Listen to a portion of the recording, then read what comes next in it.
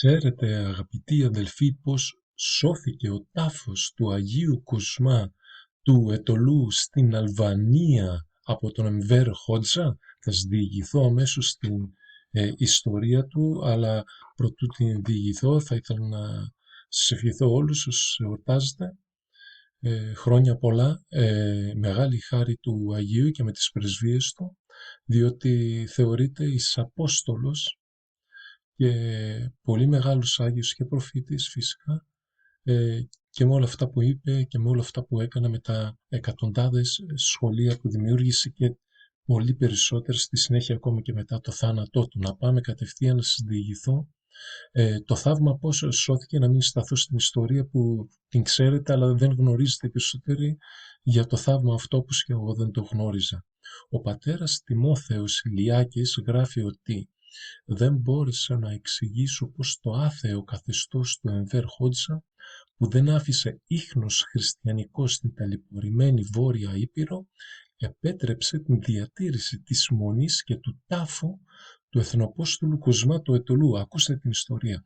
Η απορία μου αυτού λύθηκε πρόσφατα όταν ένας νέος βορειοπυρώτης, ο κύριος Χρήστος Μήτρος από το Φιέρι, γειτονική με το Κολικόντας πόλη, ήρθε κοντά μας και ζήτησε να βαπτιστεί χριστιανός Ορθόδοξος.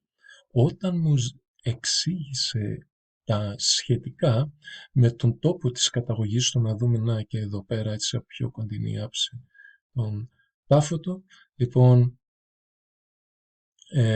με τον τόπο της καταγωγής τον ρώτησα αν γνώριζε κάτι σχετικό με την απορία που είχα. Ο νέος με βουρκωμένα μάτια άφησε το λογισμό του ελεύθερο και μου διηγήθηκε τα εξής θαυμαστά. Όταν το 1968 με νόμο του αλβανικού κράτους απογορεύτηκε κάθε θρησκευτική εκδήλωση, ήρθε διαταγή από τα τύρανα να γκρεμιστούν οι εκκλησίες και να εξαφανιστούν οι σταυροί από τους χριστιανικούς τάφους. Το ακούτε αδελφοί? Λοιπόν, ο τότε αστυνομικός διοικητής του Φιέρι πήρε μαζί του τον αρμόδιο συνεργείο και πήγαν στο μοναστήρι προκειμένου να το εξαφανίσουν, να τον γκρεμίσουν, γνωρίζοντας μάλιστα την ευλάβεια των Ελλήνων. Προς τον Άγιο Κοσμά έδωσε εντολή να ξεκινήσει το έργο της κατεδαφίσεως από τον τάφο αυτό του Αγίου. Όταν όμως οι εργάτες έδωσαν το πρώτο κτύπημα στο ιερό μνημείο, τότε μια δυνατή βουή έσπασε την ησυχία του χώρου και μια μεγάλη λάμψη σαν φωτιά ξεπήδησε μέσα από τον τάφο του Πατροκοσμά. Έντρομοι οι παριστάμενοι ετράπηκαν σε φυγή και δεν επανήλθαν παρά τις απειλές των τυράννων και την καθησυχαστική δήλωση του καθεστώτος πως δήθεν εξεράγει, ξεχασμένη από τον Δεύτερο Παγκοσμίο Πόλεμο βόμβα. Έτσι δεν βεβηλώθηκε ο τάφος του Αγίου Κοσμά, όπως και τα χαριτόβρητα λείψανά του που παρέμειναν εκεί βάλσαμο στις πληγές των χριστιανών και ελπίδα πως θα έρθει το ποθούμενο. Και γνωρίζετε όλοι αγαπητοί αδελφοί τις προφητείες που είπε, τόσο αυτές που πραγματοποιήθηκαν και όσο και αυτές που αναμένονται να πραγματοποιηθούν.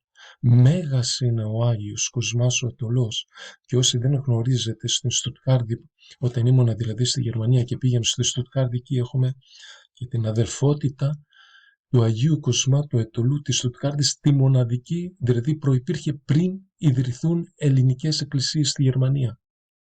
Και χάρη σε αυτόν, όπως είπε και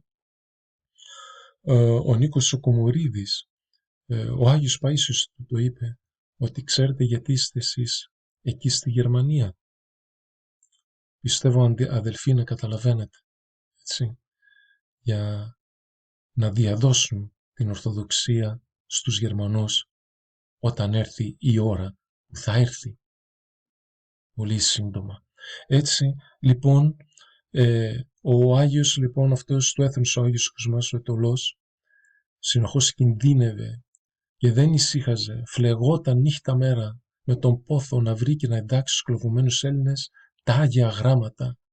Δεν έλεγε εκκλησίες, έλεγε σχολεία για να μπορούν να διαβάζουν την Αγία Γραφή και έτσι μετά από 3 γενιές, όπως γνωρίζετε, όλο αυτό έπιασε τόπο και έγινε η Επανάσταση, η Ελληνική Επανάσταση του γένους μας. Υπερπίστεως πρώτα, όπως έλεγαν οι ήρωές μας, και μετά υπερπατρίδος. Χάρη στους Αγίους λοιπόν, μεγάλη τιμή, χρόνια πολλά σε όλους, ο Χριστός και η Παναγιά, οι Αγίοι και οι Αγγέλοι, και με τις προσφύγες του Αγίου Κοσμά να είστε πάντα καλά.